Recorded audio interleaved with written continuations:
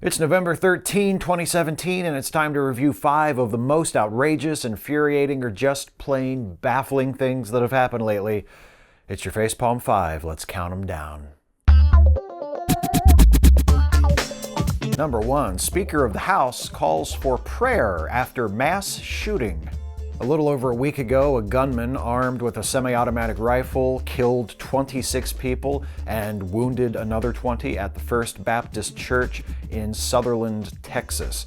It was the deadliest mass shooting in a house of worship in American history, the 378th mass shooting overall in the United States so far this year, according to the website Mass Shooting Tracker, and it occurred just over a month after the mass shooting in Las Vegas, which saw 59 people killed and hundreds more wounded. In response, Speaker of the U.S. House of Representatives Paul Ryan tweeted, "The people of Sutherland Springs need our prayers right now." The United States is the site of more mass shootings and total gun deaths than any other developed nation. As the most powerful and influential lawmaker in the country, Ryan is in a somewhat unique position from which to attempt to solve this problem. Instead of throwing his weight behind, say, new gun control legislation, he recommends prayer. When challenged on his "do nothing, pray about it" response to the Sutherland Springs shooting, Ryan told Laura Ingraham on Fox News that he suggested prayer because, quote, "prayer works," and blamed the secular left for encouraging polarization and disunity. "People who do not have faith don't understand faith," Ryan said. I'm pretty sure not everyone criticizing Ryan on this one is an atheist. It's possible to have faith and also think that your elected representatives should be, trying to actually do something to solve the problem of gun violence in the United States, which, again, is unprecedented in the developed world. So let's not conflate blind, willfully ignorant, cowardly, let's ignore it and hope everyone stops talking about it Republican-style faith with all faith, okay? Personally, I am an atheist. I don't ever need to hear "let's pray about it," but even if I were a person of faith, I think in the immediate aftermath of the second mass shooting with double-digit casualties in a month, "let's all pray about it" is the sort of thing I would want to hear from my pastor and not the Speaker of the fucking House. You're not the chaplain of the House, Paul.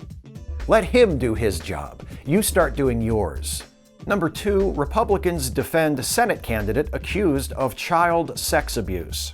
In the weeks since sexual abuse allegations against Harvey Weinstein and many other powerful men in the entertainment industry came to light, women from many other walks of life have come forward to name their abusers, and people all across the country have begun to realize how widespread the problem truly is and how serious a response it demands.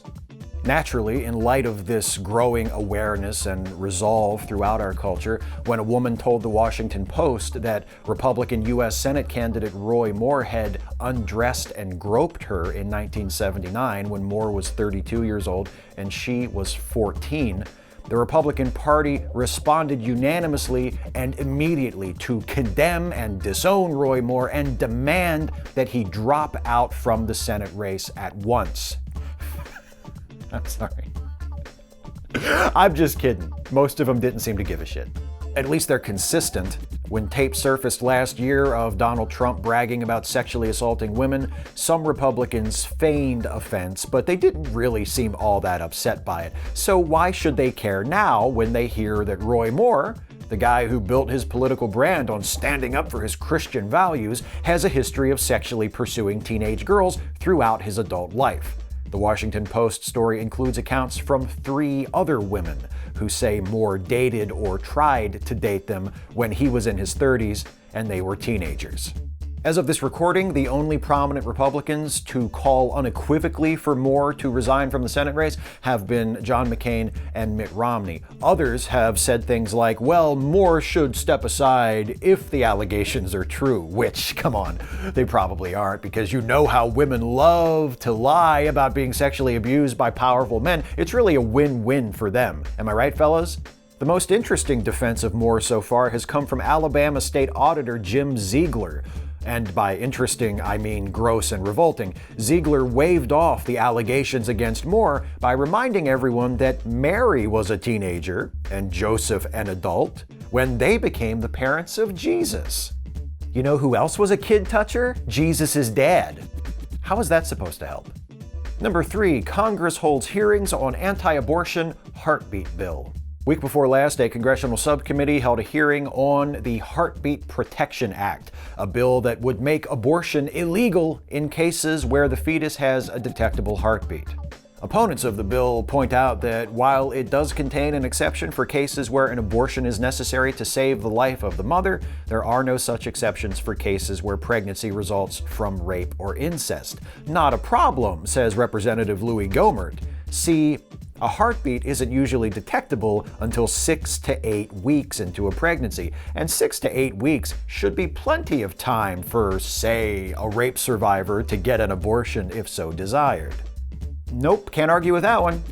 Oh well, maybe just to point out the fact that people don't discover that they're pregnant right away, and in many cases, they've already been pregnant for close to 6 weeks when they do find out, which would mean that by the time they find themselves in a position to decide whether or not they want to have an abortion, it's already too late under the provisions of this bill. I know, when you're trying to rob millions of people of their reproductive rights, you can't afford to obsess over the details. Number 4, GOP releases misleading, hypocritical tax plan. Republicans in the House and the Senate have released tax reform proposals in recent days, and as should be no surprise to anyone who has paid any little tiny bit of attention to the Republican Party over, say, the last 40 years or so, the proposed reforms would be a boon to the wealthiest Americans and do absolutely nothing to help the working class and the poor. Also, not a surprise, supporters of this version of tax reform have been selling it by lying their asses off about it. For instance, here's Paul Ryan again. Last week, he made the rounds on TV, radio, and in the newspapers, telling everyone who would listen that the House version of the tax plan would result in a tax cut for everyone, every single person. Obviously, that wasn't true. Ryan was lying. He's a lying liar from a party of shameless, intolerant, racist, religiously bigoted, woman-hating, predator-sheltering, poor-shaming, lying, goddamn liars. To hell with him and all the rest of them. I digress.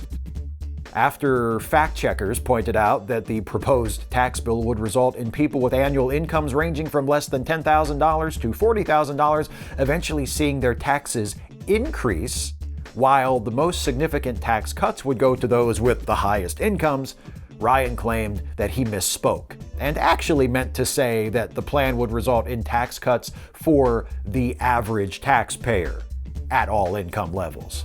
Every single person, average taxpayer. I mean, what's the difference, right? Let's not get bogged down in technicalities. The point is this. This tax plan will put even more money into the pockets of people who have more money than they know what to do with already, while increasing the burden on those who can least afford it.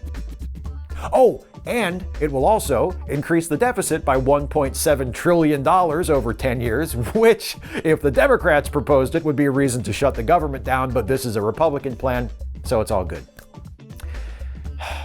And now, it's time for the segment devoted to some of the things Donald Trump has done to disgrace the presidency and embarrass and/or endanger the United States and the world lately. It's number 5, the further misadventures of Lord Dampnut. Please keep in mind, as always, the following is not a complete list. He responded to the Sutherland Springs shooting by blaming mental illness and proposing no policy changes. Just for the sake of comparison, after the deadly truck attack in New York City that occurred 5 days before the shooting, Trump called the perpetrator, a Muslim immigrant from Uzbekistan who police say was acting in the name of ISIS, quote, a degenerate animal, demanded that he face the death penalty, and vowed to step up the extreme vetting of people entering the country. Too bad there's nothing anybody can do about white Americans slaughtering dozens of people at a time with firearms, but at least the president is all over that epidemic of Muslim immigrants running people over with trucks, eh? He blamed Republican Ed Gillespie's loss in the Virginia governor's race on Gillespie failing to fully embrace him. That's the sort of thing a mature, balanced, totally not authoritarian president president would say, right? He visited Japan, where he gave a speech suggesting that maybe Japanese auto manufacturers could build more cars in the U.S. 3/4 of all cars sold in the U.S. by Japanese automakers are already built in North America. He also visited China, where he blamed the trade deficit between China and the U.S. on past presidential administrations, lavished praise on Chinese President Xi Jinping, and took no questions from the media following joint remarks with Xi, which Press Secretary Sarah Huckabee Sanders later confirmed was done at the insistence of the Chinese government. Just to be clear on the significance of that last point, Presidents Obama, George W. Bush, and Bill Clinton all took questions from reporters during their visits to China in an effort to encourage the Chinese government to embrace a freer press in their country.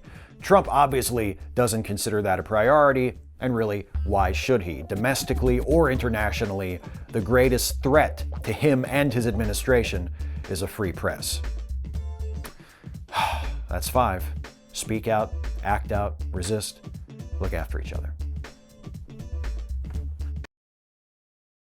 Hey folks, hope you got something out of this video. If you did, please like, share, subscribe, and also please consider helping me to make more videos like this one by supporting this channel through Patreon. You can go to patreon.com/Steve Shives to become a patron, and you can do that for as little as $1 a month. But if you can afford it and you think I'm worth it and you want to go above and beyond at, say, $5 a month or higher, you can take advantage of some extra perks, including a shout out at the end of the Facepalm 5, just like these folks who have become new $5 plus level patrons since the last Facepalm 5. Sonny and Carolyn Wetzel, thank you, Sonny and Carolyn. Elvin Engineer, thank you, Elvin Engineer. And Tom Ostler, thank you, Tom. Thank you to all of my patrons at whatever level you're pledging. Thanks to all of you for watching, for all of your support in whatever form it takes, and I will see you next time.